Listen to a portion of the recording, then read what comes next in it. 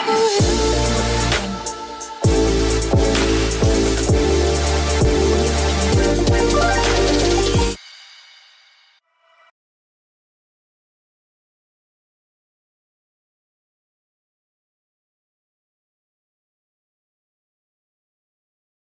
உங்க வாழ்க்கையில ஒரு மாந்திரிக செய்யறாங்கன்னா அவன் பின்னாடியே பிசாசு வந்து கொண்டிருப்பான். ரட்சிக்கப்பட்ட பிள்ளை பின்னாடி உன் பின்னாடியே வந்து அந்த சிக்கல்ல சேரும்படியாக. கடன் இருக்கா, உடனே உடனே வீட்டை வித்துரு, உடனே ரேட்டு பேசு, அங்க கம்மி ரேட்டு தான் வரும், பரவாயில்ல, இந்த அவமானத்துக்கு முதல் வித்துடு உன் சிந்தனையில பேசிட்டே இருப்பான். உடனே உன் முடிவு பண்ணுவேன், ஐயோ கடன் இருக்கா, இன்னொரு கடனை வாங்கு, இவன் கிட்ட 5 பைசா அவமானப்பட்டுட்டேன். சில பேர் சொந்தத்திட்ட நகையை வாங்கியிருப்பீங்க, இல்லை குடுக்கல் வாங்கியிருப்பீங்க, ஓசியில் கொடுத்துருப்பாங்க. ஆனால் அவங்களுக்கு கரெக்ட் டைம் கொடுக்காதனால அவங்க திட்ட ஆரம்பிச்சிருப்பாங்க. சொந்தம் திட்டின உடனே உனக்கு ரோஷம் ஜாஸ்தி வந்துடும். அது வரையும் ரோஷம் இல்லாமல் தான் போய் காசை வாங்கியிருப்பேன். அவமானத்தை விட்டு தான் அவங்ககிட்ட நகையை வாங்கியிருப்பேன். அப்போ உனக்கு ரோஷம் வராது. அவங்க திருப்பி கொடுக்கலன்னு ஒரு வார்த்தை கூடுதலாக பேசின உடனே வெளியே இருக்க பிசாசு உன் சிந்தனையில் பேசிகிட்டே இருப்பான். ஏ பாரு, அவகிட்ட போய் வாங்கினியே, அவன் மூஞ்சில விட்டறி, சொந்த மத்தியா உன்னை அசிங்கப்படுத்துது, சொந்தங்களே நம்பக்கூடாது, உறவுகளே நம்பக்கூடாது. அந்த டைம்ல தான் வாட்ஸ்அப்லேயும் வீடியோவிலலாம் உனக்கு நேரமாக வரும். என்னென்ன வரும்? சொந்தங்களை நம்பாத, சொந்தங்கள் வீணடிக்கும். நீ சபைக்குள்ள வருவ, நோடி நீ பேசுறீங்க, இவன் கடனை அடைக்கணும், நீ கடனை அடைக்கணும்ன்றது டிசைட் பண்ணது கரெக்டு. அங்க பிசாசின் வலை என்னன்னா, அங்க ஓசியில வாங்கி வச்ச நகைக்கு நீ 5 காசு வட்டியோ 10 காசு வட்டியோ சீட் எடுத்தோ இல்ல லோன் எடுத்தோ அங்க கொடுப்பதற்கு ஒரு தீர்மானம் எடுக்கிற பத்தியா, அதுதான் தப்பு. எடுத்துட்டு அங்க அவமானம் போயிடுச்சு. இங்க பிரச்சனை மாற்றி அந்த பிரச்சனையை சமாளிக்க முடியும். இந்த வர லோனை இந்த கடனை வாங்க இன்னொரு கடன், இந்த கடனை அடைக்க இன்னொரு கடன். கடன்ன்றது அட்லீஸ்ட் பார்த்தா 20,000 ரூபாய் இருக்கும். ஆனா கடைசியில வட்டிக்கு கொடுத்து அது 1.5 லட்சம் 2 லட்சம் வச்சு போய் நிற்கும். ஏங்க பிசாசு உன் வாழ்க்கையில இந்த மாந்திரிக ரீதியா அந்த கடன்ல சிக்க வைப்பான். கடனுக்கு நான் சொல்றேன், குடும்ப வாழ்க்கையில் நான் சொன்ன பார்த்தீங்களா, கணவன் பேசினாலும் மனைவி பேசினாலும் ஏற்றுக்கொண்டு கம்முன்னு இருப்ப. பிசாசு சும்மா இருக்காது, அவனை கேட்க விடாத. கணவன் யாருக்கிட்டையோ ஆஃபீஸில் ஏதோ ஒரு பொண்ணுக்கிட்ட பைக்கில் இட்டுட்டு போயிருக்கலாம், அது தப்பாக கூட இருக்கலாம். நீ ஜபத்தில் வச்சு இல்லை அவங்கள்ட்ட பேசுறது, இல்லை மனைவியோடு யாரோ ஒருத்தர் பேசுகிறாங்க, இது உண்மையாக கூட இருக்கலாம். ஆனால் கன்ஃபர்மேஷன் உனக்குள்ளே இருக்காது. ஆனால் உனக்குள்ளே என்ன இருக்கும்? கேட்கணும். இதை எப்படி கேட்க விடுவான்னு தெரியுமா? கணவனை கேட்க மாட்டேன், நீ ஸ்ட்ரெயிட்டாக அந்த பொண்ணு வீட்டுக்கார்ட்டே சொல்லிட்டா என்ன. நம்மளுக்கு என்னன்னா அடி வேற ஆணி அசைக்கணும், அவ்வளோ சும்மா விடக்கூடாது.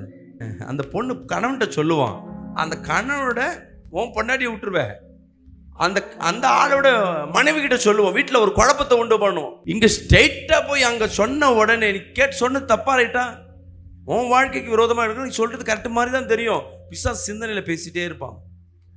நீ டப்புன்னு போய் சொல்லிடுவியா? ஒரு டைம்ல சொன்ன நீ சொல்ல மாட்டேன், உனக்கு ஏத்த மாதிரி ஒவ்வொரு விதத்துல சொல்லி அது எப்படி சிந்தனை சொல்லலாம், விசுவாசி மூலம் சொல்லலாம், ஃப்ரெண்ட்ஸ் மூலமா சொல்லலாம், யூடியூப் வாட்ஸ்அப் எப்படியாவது சொல்லும். நீ போய் சொன்ன உடனே அவங்க வீட்டில் ஒரு சண்டை வரும். இருக்கிற குடும்பம் பிரியும். யார் குடும்பம்? அவன் சும்மா டைம் பாஸுக்கு பேசுனவங்க குடும்பம் பிரிஞ்ச உடனே அந்த பொம்பளை தனியாக ஆயிடும்.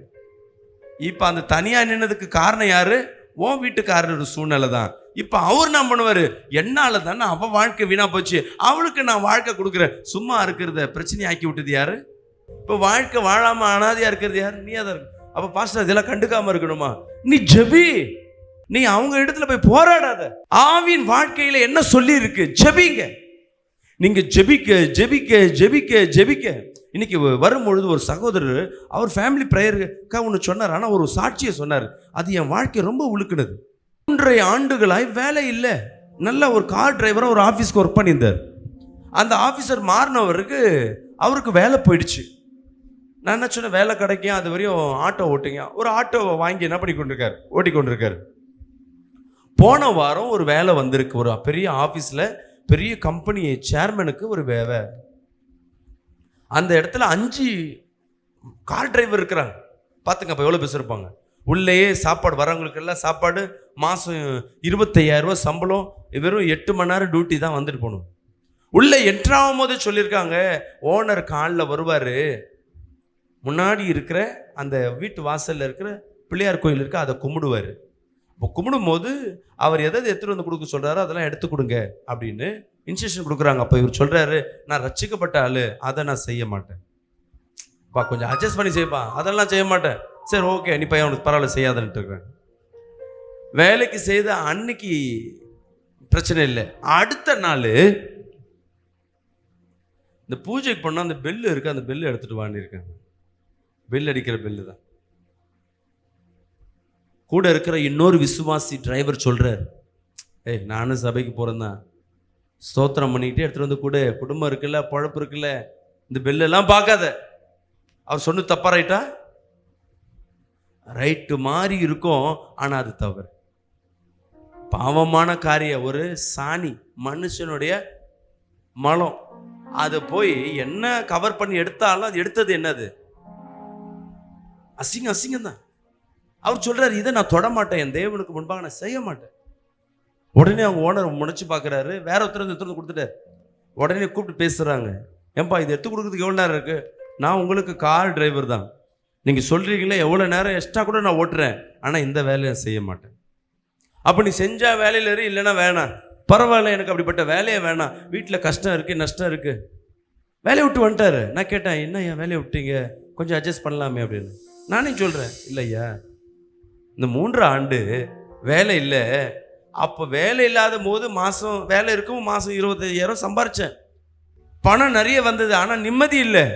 இப்போ ஆட்டோ ஓட்டுற பணம் கம்மியாக இருக்குது. இப்போ என் பிள்ளைகளுக்கு திருமணமாகி குழந்தைகள் சந்தோஷமாக இருக்காங்க, அந்த பேர பிள்ளைகளை தூக்குறெல்லாம் என் வாழ்க்கையில் சந்தோஷத்தோடு இருக்கிறேன். இப்படியே நான் ஆட்டோ ஓட்டின்னு போகிறேன், எவனுக்கும் போய் நான் எதுவும் செய்ய வேண்டாம், என் தேவனுக்கு நான் உண்மையாக இருந்தால் பெரிய காரியம் செய்வேன். இவங்க சபைக்கு ரட்சிக்கப்பட்டு எவ்வளோ வருஷம் ஆகும் தெரியுங்களா? வெறும் 3 வருஷம்.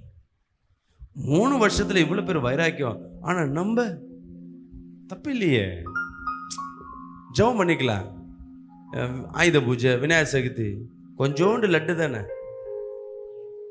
திருப்பதி லட்டு தானே, சாப்பிட்டா ஒன்றும் தப்பு இல்லையே. சின்ன சின்ன காரியம் உங்ககிட்ட பிசாசு உள்ள வருவதற்கு ஈஸியாக வழி இருக்கும். இப்போ விசுவாசியாக இருக்க நம்ம பிசாசு சிந்தனை வழியாக தான் உள்ள வருவான்.